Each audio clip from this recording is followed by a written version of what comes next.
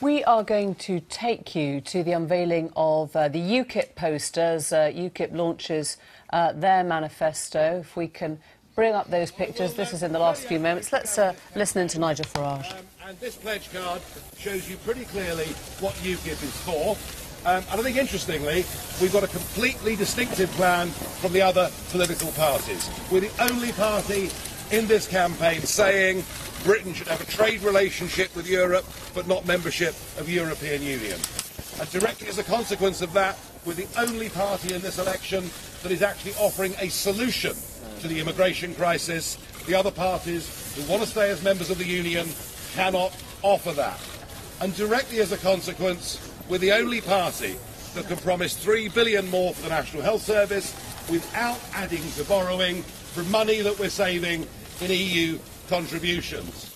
And we're the only party saying we don't think Britain, being the biggest giver of foreign aid, is proud. We view it rather as a waste of money. We want to save £10 billion a year from our foreign aid budget, use some of it to cut the deficit and some of it to help our armed forces who are desperately short of cash.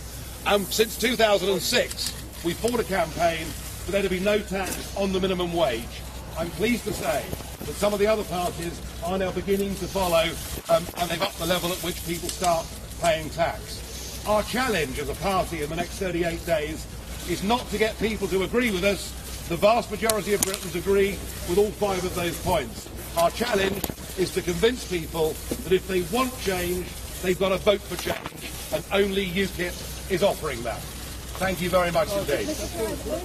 Nigel Farage there setting out briefly the UKIP plan, which centres clearly on their pledge to withdraw the UK from the European Union, which he says would leave a lot more money to spend on the NHS, for example, and he pledged to end the amount of money that's given to international development.